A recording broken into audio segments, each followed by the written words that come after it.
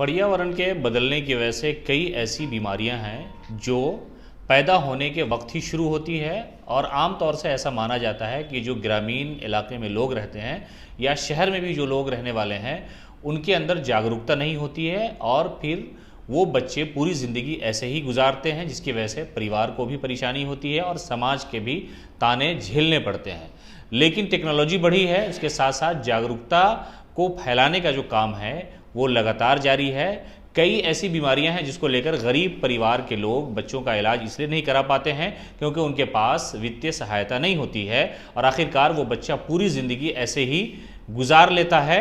लेकिन अब एक ऐसा शख्स जो फरिश्ता बनकर के सामने आया है, लोगों को ये बताने का प्रयास कर रहा है कि जो सरकारी योजनाएं हैं, जो हेल्थ डिपार्टमेंट से जो पैसा मिलता है, चाहे वो राज्य की सरकार हो या केंद्र की सरकार की तरफ से हो, इसके बारे में जागरूकता फैलाई जा रही है। और कई ऐसी संस्थान हैं जो सिर्फ ये बता सकती है कि इसका इलाज क्या हो सकता है, लेकिन एक ऐसे डॉक्टर जिन्होंने इन सारी चीज़ों के बारे में बिहार और झारखंड के बच्चों को, गार्जियन को जागरूक किया है और ये समझाने का प्रयास किया है कि ये बीमारी ठीक हो सकती है।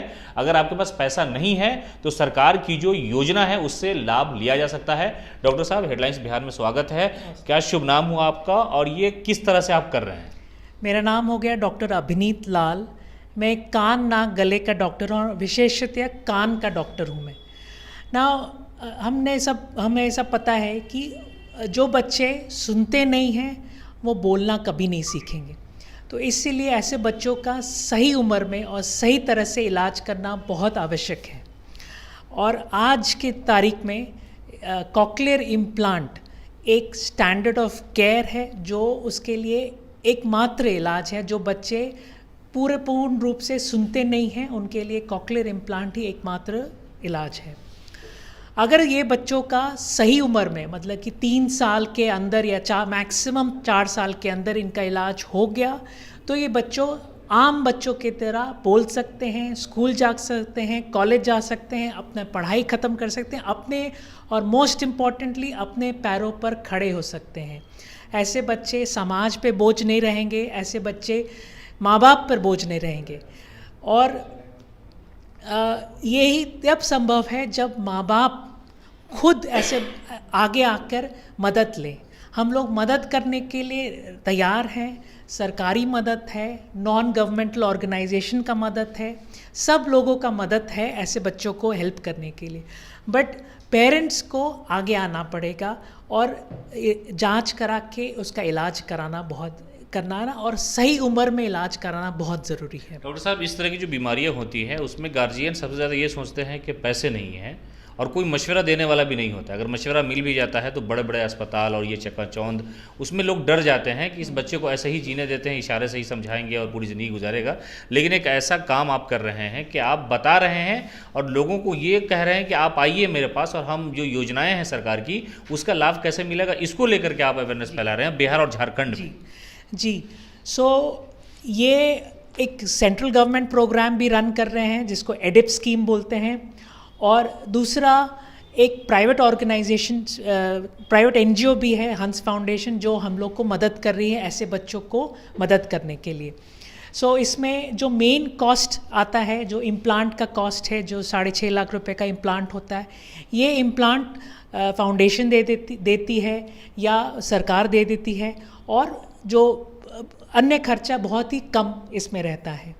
मेन इसमें लिमिटिंग फैक्टर यही रहता है कि इम्प्लांट कॉस्ट बहुत ज़्यादा है। एंड इसके अलावा किसी भी माँ बाप को ये नहीं सोचना है कि खर्चा कैसे होगा, आपको बस आपका सहयोग हमें चाहिए, बाकी हम सब संभाल लेंगे। ठीक है, माँ बाप का सहयोग सबसे इम्पोर्टेंट है। अगर माँ बाप बच्चों को अच्छा चाहते हैं और एक नॉर्मल लाइफ देना चाहते हैं, तो जो बच्चे सुनते नहीं हैं उनके लिए एक नॉर्मल लाइफ चाहिए, तो कॉक्लियर इम्प्लांट करने के लिए हमारे पास सब योजनाएं हैं।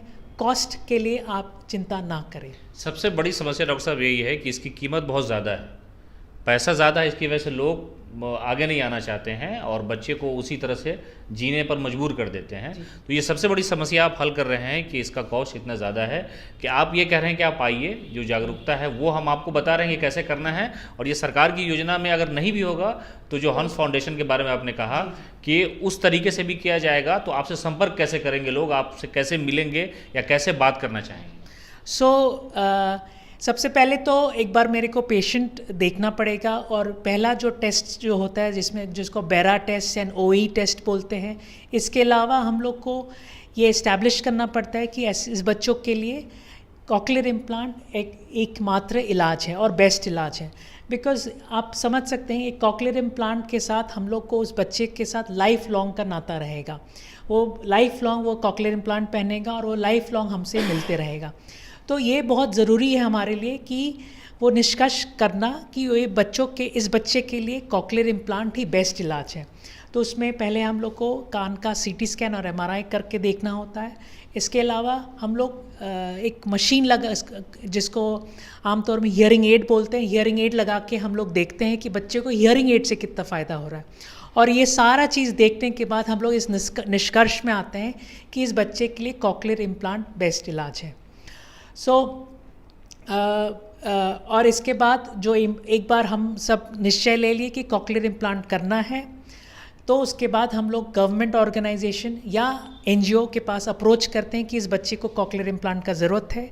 एनजीओ हमें इम्प्लांट तथा उसके सर्जरी के लिए पैसा हमें भेजती है, ठीक है, उस बच्चे के लिए, एक बच्चे के लिए, हर कैंडिडेट के लिए। तो एंड देन हम लोग सर्जरी करके उसका इलाज करते हैं। तो आप ये खुद अकेले कर रहे हैं या और भी लोग आपके साथ इस सेवा में? हमारे साथ हमारी जो टीम है जिसमें ऑडियोलॉजिस्ट होते हैं। ऑडियोलॉजिस्ट वो लोग होते हैं जो सुनने का जांच करते हैं तथा हियरिंग एड फिटिंग करते हैं, जिसको ऑडियोलॉजिस्ट बोलते हैं। इसके साथ जो मोस्ट इम्पॉर्टेंट चीज़ होता है जिसको कहते हैं स्पीच थेरेपी। नाउ जब बच्चा पैदा होता है, उस पैदा के साथ उसका हियरिंग फुली डेवलप्ड होता है। एक नॉर्मल बच्चों का फुली डेवलप होता है। शायद से आपने महाभारत में अभिमन्यु का बात सुना होगा, जो कोख में रहकर पूरा बात सुनाता। ये सच है क्योंकि द हियरिंग पार्ट जो है वो इंट्रा वूम के अंदर ही डेवलप हो जाता है। अगर इस बच्चे का अगर हम लोग ऑपरेशन 2 साल में करें तो सोचिए 2 साल तक वो बिल्कुल सुना नहीं है। जब कॉक्लियर इम्प्लांट हो जाता है तो उसके बाद वो पहला दिन वो सुनता है। जब वो सुनना शुरू करता है तो उसको ट्रेनिंग का ज़रूरत होता है, बिकॉज वो 2 साल उसका गैप हो गया है, बैक हो गया। तो 2 साल हम लोग को ट्रेनिंग देना पड़ता है।